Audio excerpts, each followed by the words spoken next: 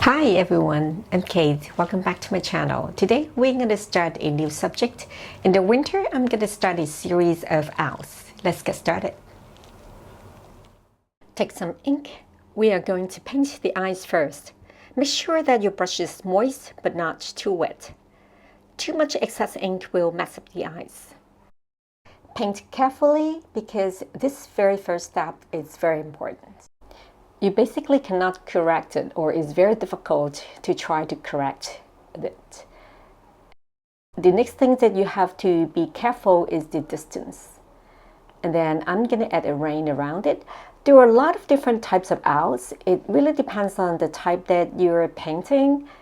Some of the owls have eyes that are farther apart, and some of them have eyes that are very close together.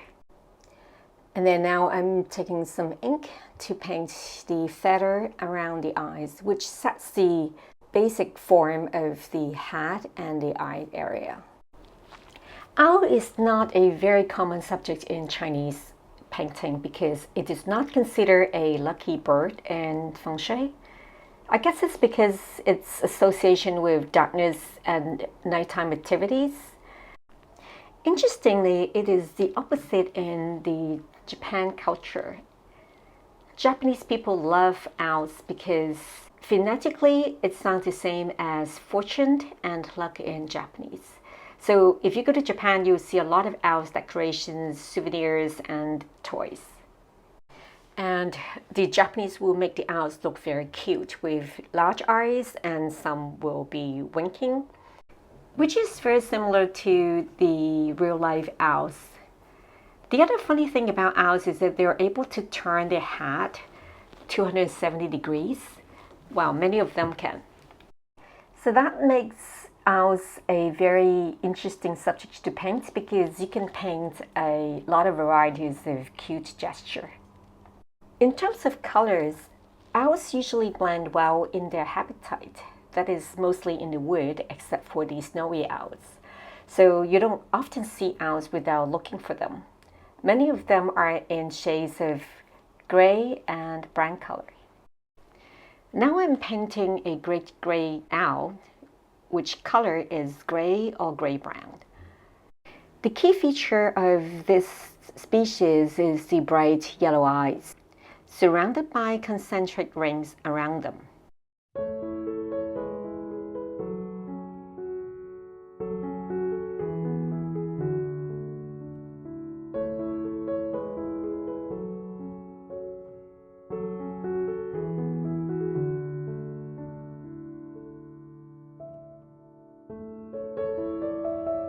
Now I'm painting the back of the owls. To get these shades of gray, I use more water to dilute the ink and use side stroke to paint the feathers. And I'm leaving some white space as the white marks on the body because I'm not going to use any white color.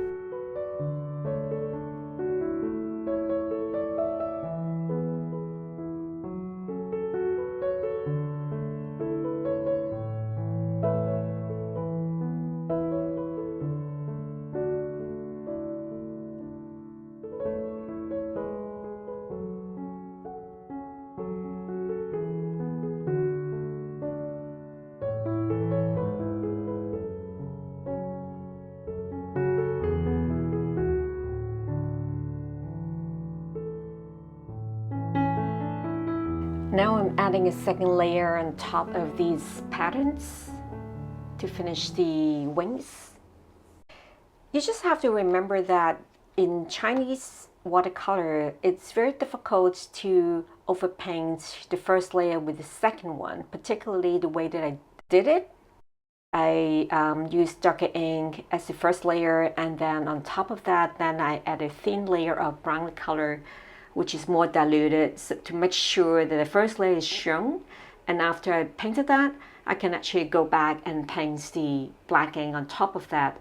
When I do that, then I create a more dynamic feel to the color combinations.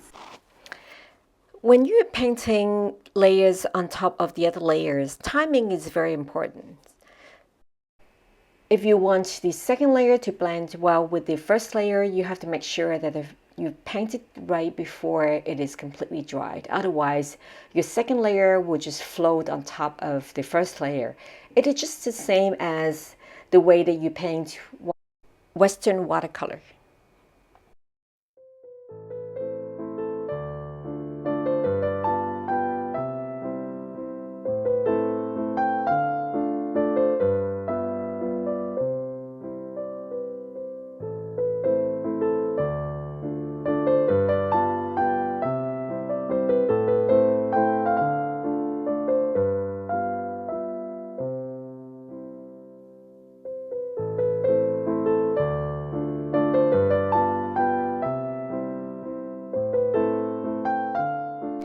For the eyes, I'm adding the yellow color when the first layer is completely dried. The same for the beak. The owl is pretty much done. I'm switching to use a large brush to paint a tree branch for the owl to perch on.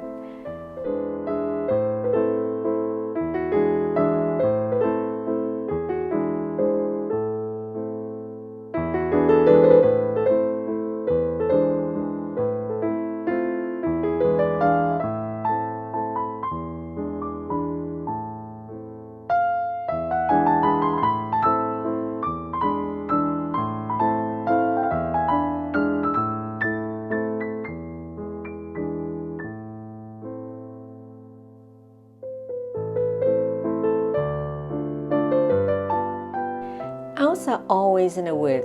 For this painting, I'm gonna make it an autumn color. These leaves are the shades of mainly orange and a bit of red.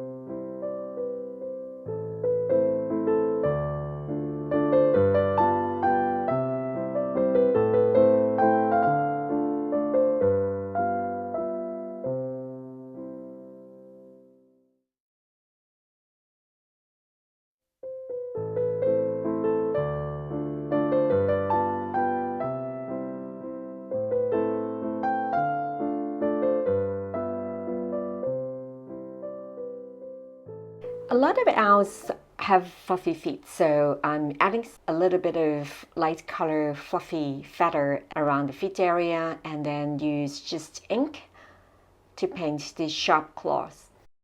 This is the first owl out of the series that I'm going to paint, so stay tuned, and if you haven't subscribed yet, please do so. I'll see you in my next video. Thank you for watching.